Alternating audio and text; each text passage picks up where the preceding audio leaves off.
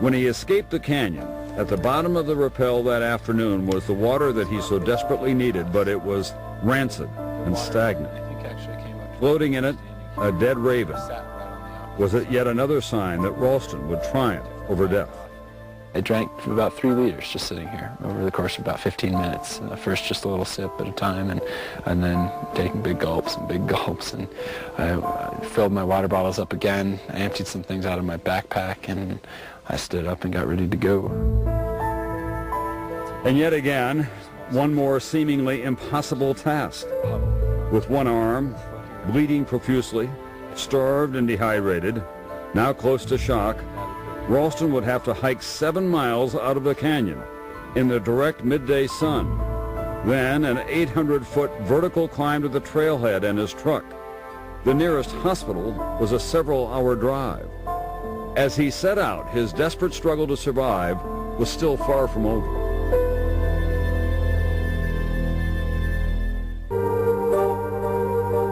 As Aaron Ralston summoned his strength for the 7-mile hike that lay ahead, rescuers were converging near his truck at the Horseshoe Canyon trailhead.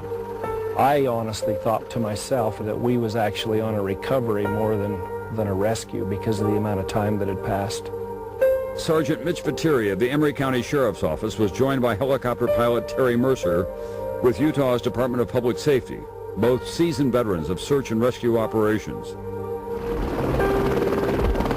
Within minutes, they were airborne, trying to locate Ralston, an extremely difficult task in the vast expanse of the desert scrub, where a human being can be almost impossible to spot. As a search and rescuer, I've got to think there's a chance. You got to keep positive about it. But I would say probably 30-40% of the people we come out here looking for, we end up carrying back in the body bag.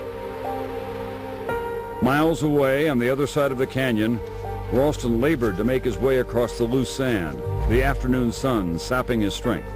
I was losing blood, I hadn't slept, I was fatigued, my body was just exhausted from the effort of staying alive over the course of those 5-6 days, and it was getting harder and harder even just to walk, even at a slow pace. He would later learn that he had lost 25% of his blood supply.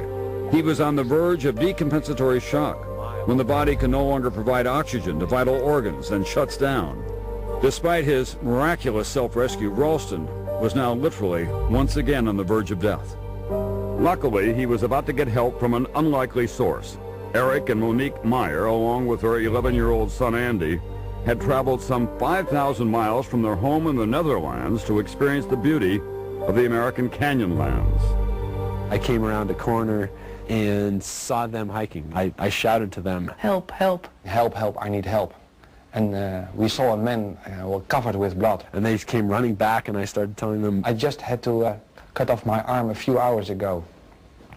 I need help, I need medical attention, I need a helicopter. The Meyers gave him everything they had, 2 Oreos and some water. Then mother and son ran ahead for help. Eric stayed behind to help Aaron walk. But Aaron was fading quickly now.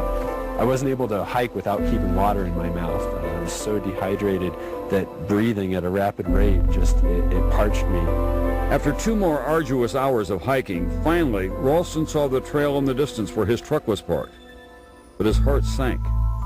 I was looking up an 800-foot, very steep hillside in direct sun, no shade, loose, sandy terrain, in 85 to 90 degree heat. It was going to be my death to try to hike out of there. Just at that time was when we heard the and the helicopter appeared coming up the canyon, and it was deliverance. It was hallelujah. Yeah, it was every cliche I could think of. It was the cavalry coming, and it was an angel from heaven, and it was my life. And I knew when I saw it, I'd made it. Mercer and Viteri, having searched unsuccessfully for hours now, were preparing to turn around to refuel when suddenly they saw movement on the ground. It was amazing to see somebody still standing and walking that was in the type of condition he was in. He says, I've cut off my arm, can I have a ride? I mean, he even asked for a ride. Within a few seconds, the engines were full speed, rotors are going full blast, and we start lifting up off the ground, and then the horizon. All of a sudden, we come out of the canyon, and I can see further than the lip of the canyon for the first time in 6 days, and it was my final re-entry to my life, to the salvation that I needed. In Denver, Donna Ralston got the call that she had been praying for.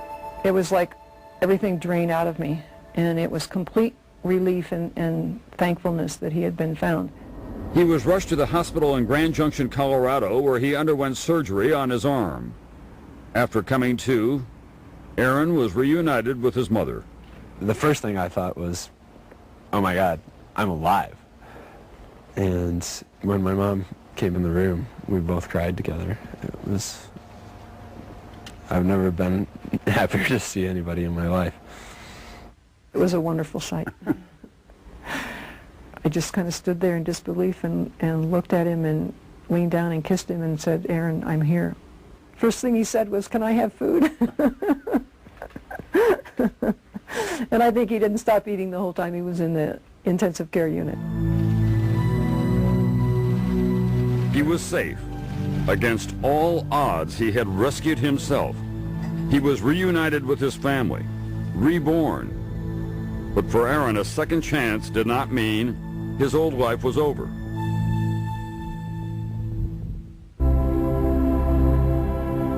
Aaron Ralston's story stunned the world. It was front-page news around the globe. I remember when the news hit. I had an email from my daughter, who's an emergency room doctor and a climber, and had one word, oh my God, she said. I think that was the reaction of everyone everywhere. But for you, it was about so much more than that. It was, as you said, a rebirth, a spiritual experience. It was very spiritual, and the fact that I cut off my arm was a part of that for sure. There's a positive side to it. When people come up to me to say, you're an inspiration, your story is amazing, I heard about what you did, that what they're telling me is that I've affected them.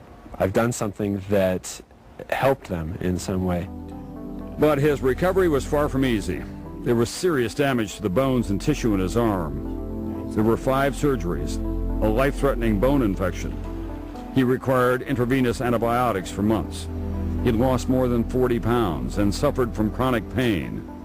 But more intense sometimes was the phantom pain, his shocked nerve endings sending false signals from a part of the arm that was no longer there.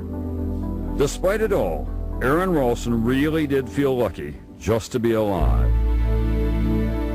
I'm not sure if I can really convey the grief and the realizations that I'd gone through in the canyon to understand that I was going to die there. But understanding that, everything else was absolute bonus. I was getting every proverbial second chance in the book. His sister Sonia's wedding, that he thought he wouldn't live to see, was a joyous event. To be at my sister's wedding, to be back with my family, to see my relatives, to see my friends, to be out doing all the things that I loved again, and eventually, even with time, all of that came to pass.